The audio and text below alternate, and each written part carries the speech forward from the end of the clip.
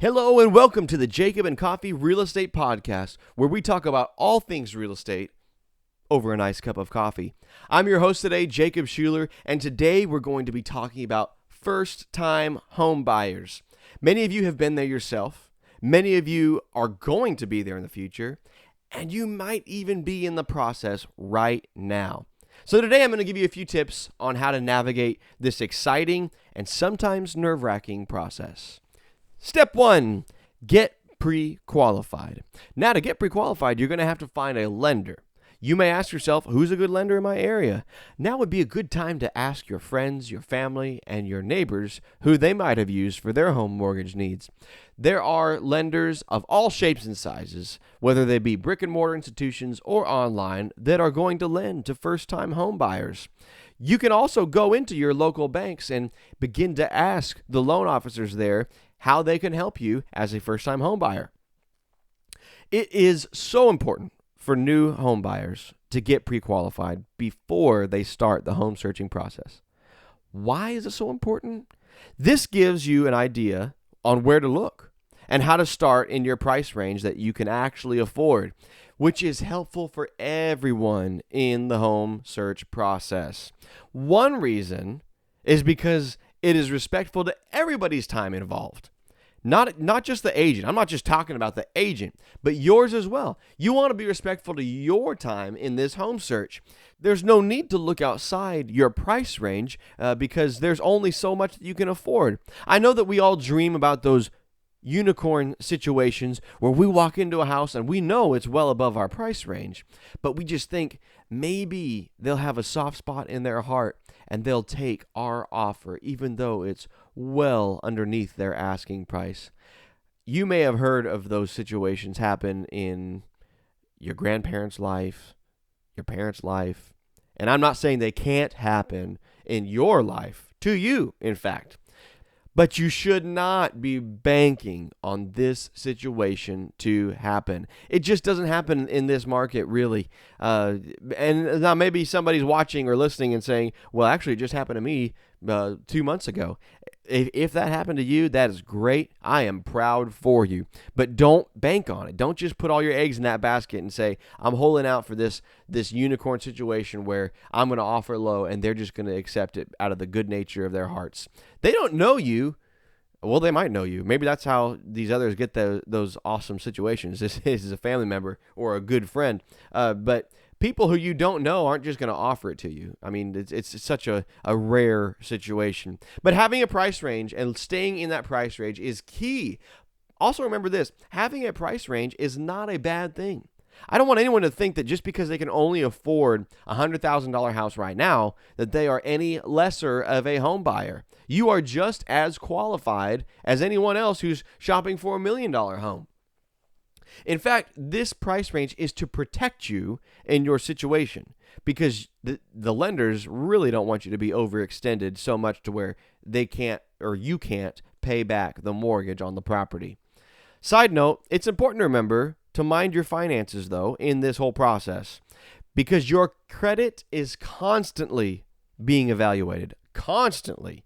There are so many pulls, not hard pulls to where it's going to make your credit score go down. I know people worry about that, but this is something that the lenders will do. They'll keep tabs on what your credit is doing from pre-qualification till closing. They want to see what your credit is doing. So now is not the time, if you're searching that is, and you have already been pre-qualified, it is not the time to go on a spending spree and rack up a bunch of furniture debt on a credit card to put into the new house that you don't have yet.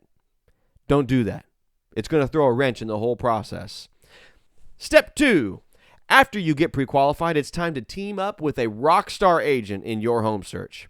Letting your agent know exactly what you want, what are your absolutes, and what are your preferences will allow them to help you find exactly what you're looking for or as close to it as possible.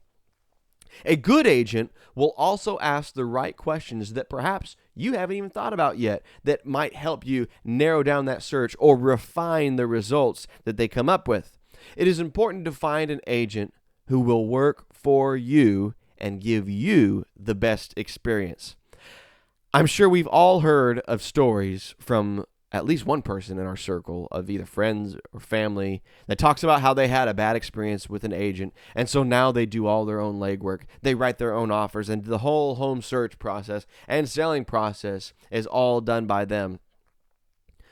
And that's fine. If you do that, that's great. More power to you. I applaud you. But while there are crooked people in any industry, it is vital that you find someone who will work with your best interest in mind. The agent that has agreed to represent you has what is called a fiduciary duty to you. This means that he or she is to maintain the highest level of trust. That duty is to you. When you sign up an agreement with an agent, they have a fiduciary duty to you. How do I find an agent? You may not know an agent in your area, and you may not know any agents at all, really. But that's okay, because you can also ask your friends and family like you did with your mortgage lender, and they may give a glowing recommendation for one, or they may say, you might look for another one.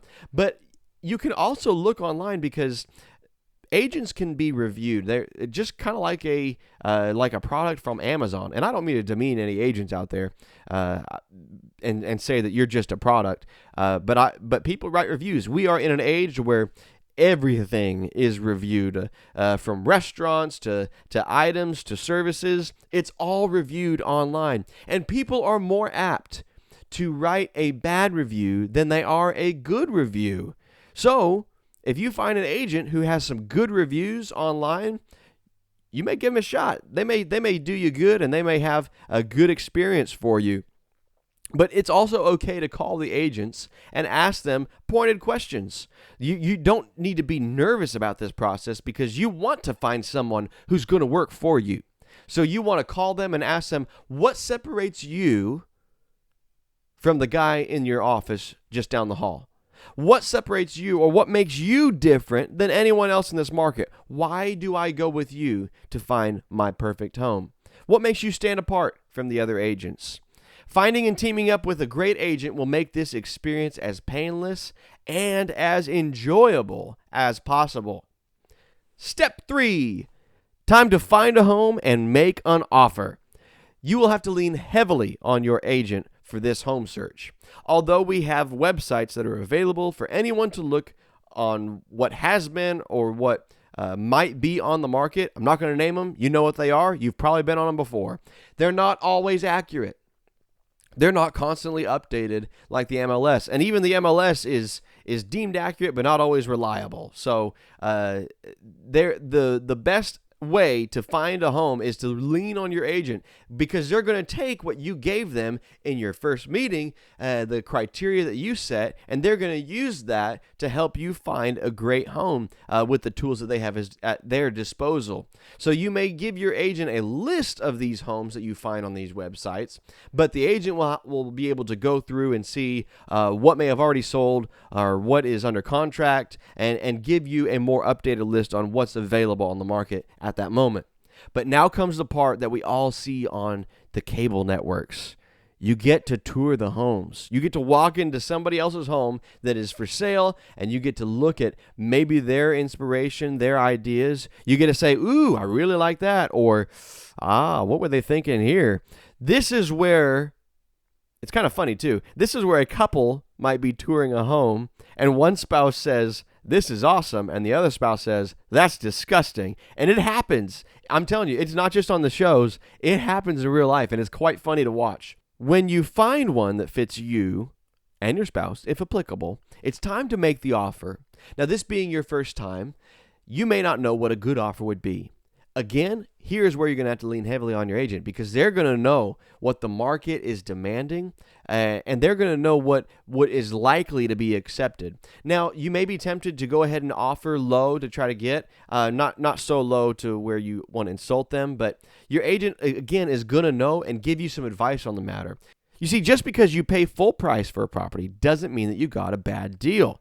You could pay full price for a property and negotiate in other ways. You could get concessions. Maybe there were some appliances in there that you really liked that originally did not convey with the property, but in your offer you asked that they would convey.